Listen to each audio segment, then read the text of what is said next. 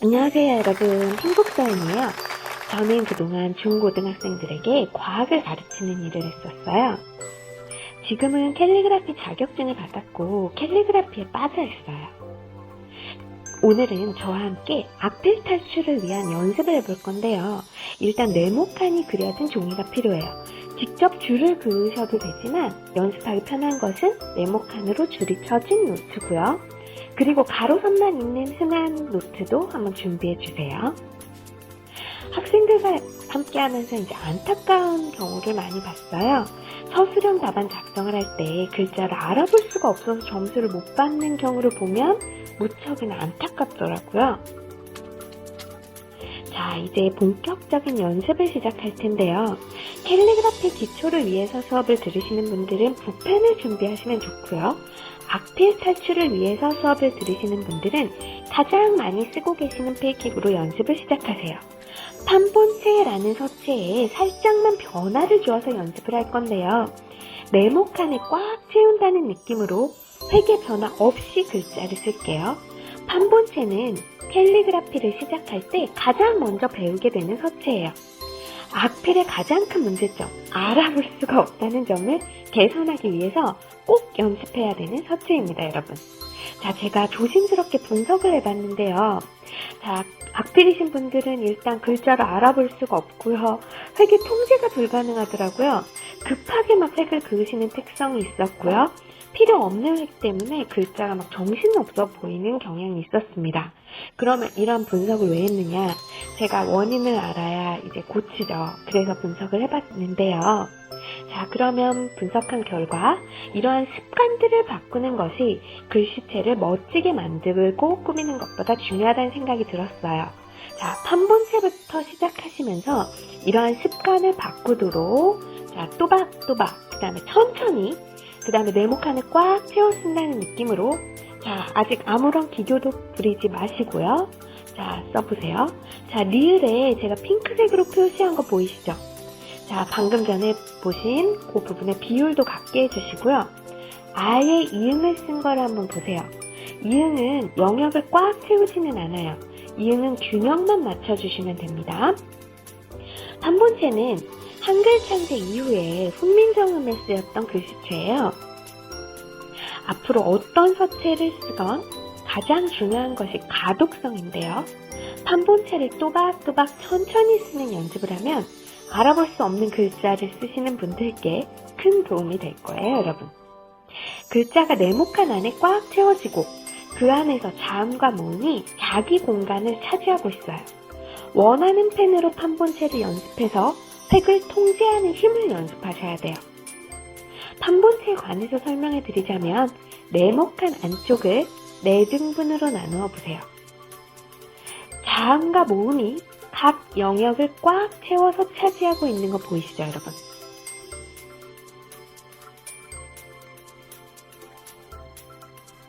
좀 전에도 이응은 꽉 채우지 않고 균형만 맞춰준다고 말씀을 드렸고요. 전체 글자를 꽉 채우는 네모칸을 상상하시고 그 안에 4등분으로 한번 나눠서 보세요. 좀 더 칸을 꽉 채워서 제가 다시 한번 보여드릴게요. 자, 다를 쓴다고 하면 칸을 꽉 채우면 이런 느낌이 되겠죠? 각각 자음과 모음이 차지하는 영역이 있고 칸을 꽉 채워서 쓴다고 상상하시고 기교는 아직 빼주시고요. 연습이 끝난 다음에 기교를 부릴 거예요. 처음부터 기교 부리면 이상한 습관 생긴다고 제가 말씀드렸습니다. 이번에는 살짝 획이 많아지는 글자들을 써볼게요. 역시 어떤 기교도 부리지 말고 획의 변화 없이 네모칸을 꽉 채운다는 느낌으로 또박또박 천천히 써보세요. 그리고 자음과 모음이 각자의 영역을 차지하고 있다는 거 기억하세요. 한글 창제 후에 가장 먼저 사용된 판본체를 익히고 나면 가독성이 뛰어난 글자를 쓸 수 있습니다. 또 획을 통제하는 기본 능력이 생겨요, 여러분. 기본이 중요해요. 일단 익히고 나서 서체에 변화를 주면 점점 더 글씨체가 멋있어져요. 획을 통제할 수 있는 준비가 되지 않은 상태에서 처음부터 기교가 들어와 있는 멋있는 글씨체부터 막 따라 쓰시면 안 돼요. 가독성 없는 이상한 글씨 쓰는 습관이 생길 수 있어요. 글자의 원래 목적은 읽는 거죠. 못 읽으면 아무 의미가 없습니다. 글자를 4등분으로 나눠서 꼭 보시고요. 여러분 화면 정지하면서 잘 따라 쓰고 계시죠? 좋아하는 문구를 써보셔도 좋고요. 떠오르는 단어를 써보시면서 연습하셔도 좋아요. 친구가 떠오르면 친구도 쓰시고요. 이유는 영역을 꽉 채우지 않는다고 말씀드렸어요. 그치만 여백의 균형을 맞추시는 데는 신경을 써주셔야 됩니다. 천천히 쓰는 거 잊지 마세요. 빨리 쓰다가 이상한 습관이 생기더라고요. 빨리 쓰는 거는 익숙해진 다음에 빨리 쓰는 거예요. 그냥 빨리 쓰다가 이상한 습관 생기면 막 군더더기 획 생기고 그 다음에 가독성 떨어져서 친구들이 물어봐요. 이거 무슨 글씨야? 충격이죠. 자, 천천히 쓰는 연습이 충분히 이루어지고 나서 획을 통제할 수 있을 때 빨리 쓰세요. 자, 이상한 습관 생기지 않도록 하는 가장 사소한 방법입니다. 글자니까 가독성이 가장 중요하고요. 천천히. 자, 연습 없이 마법처럼 잘 쓰면 좋겠지만 현실은 연습이 가장 중요해요, 여러분. 첫 연습 단계에서 군더더기 없는 판본체를 연습하시는 것은 더더욱 중요하고요. 자, 연습이 지루하지 않도록 앞에서도 말씀드렸지만 좋아하는 시나 좋아하는 문구 혹은 영화나 드라마 대사 뭐 이런 것들 써보면서 연습 많이 하세요. 자, 여러분 제가 구독이라고 쓰고 있죠? 구독하시고 강의 따라하시면서 앞으로 악필도 탈출하고 멋지게 캘리그라피도 함께 써봐요, 여러분.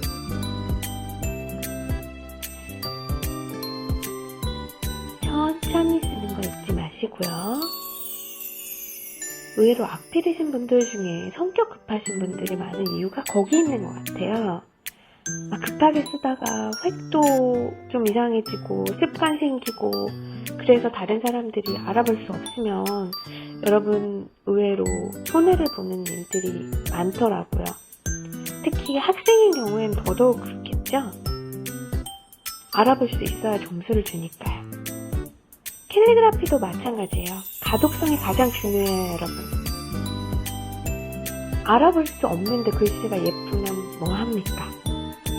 같은 생각이시죠, 여러분? 자, 원하는 글씨로 충분히 연습을 해보시고요.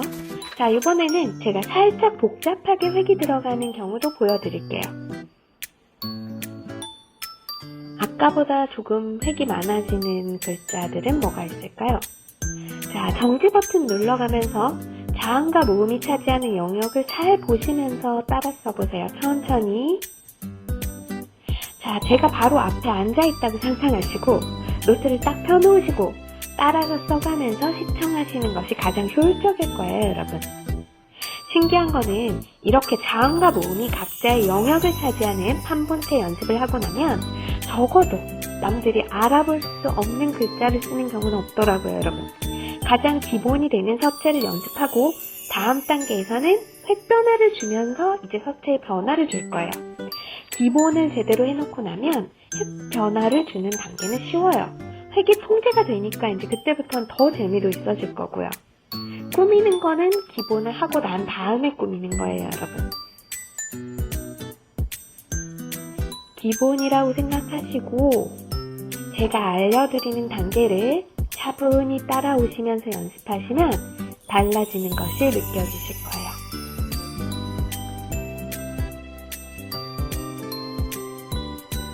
기교를 부리지 않고 네모칸을 꽉 채워서 자음과 모음이 각각 차지하는 영역을 침범하지 않도록 천천히 쓴다. 요거 명심하시면서요.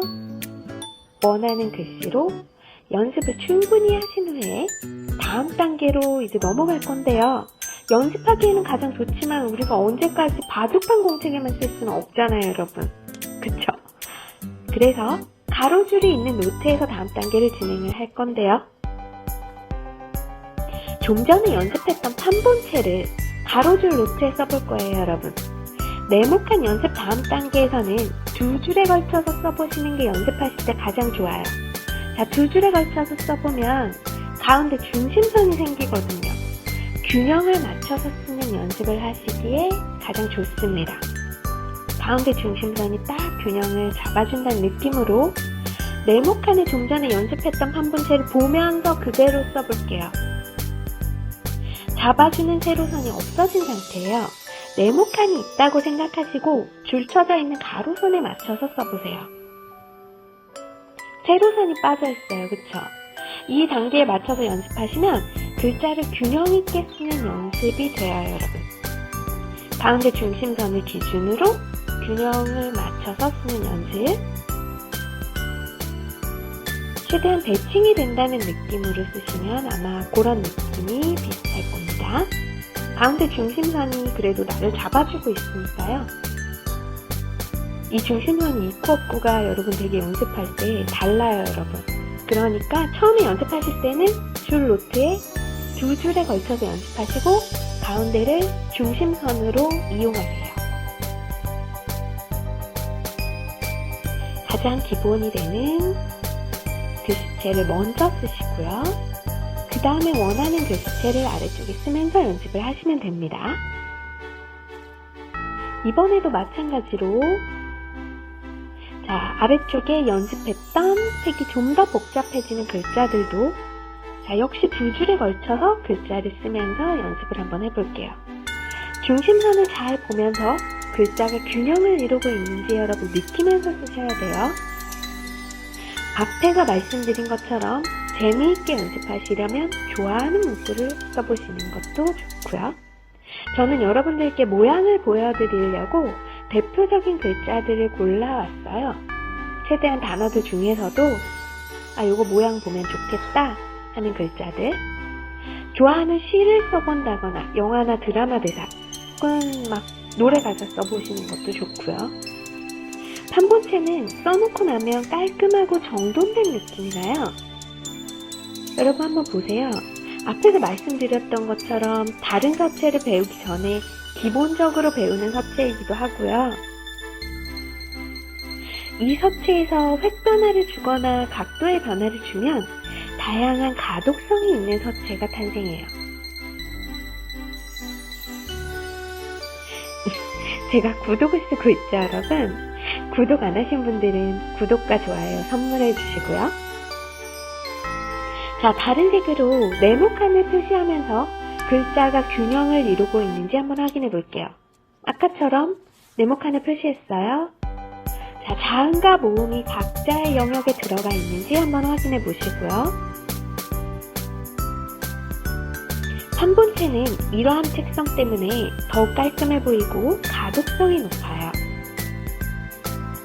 지금 바로 여러분이 연습한 글자에 다른 색 펜으로 네모칸을 그려서 한번 확인을 한번 해보세요. 내 글자가 균형에 맞는가? 자, 주변 사람들이 여러분이 쓴 글씨를 보고 이거 뭐라고 쓴 거야? 라고 물어본다면 일단 이것부터 지키고 연습해보세요. 가독성을 높이는 글자를 쓰는 첫 단계입니다, 여러분. 글자의 모양을 바꾸고 기교를 넣는 것도 이렇게 기본을 하고 나서 변형을 주는 게 맞아요.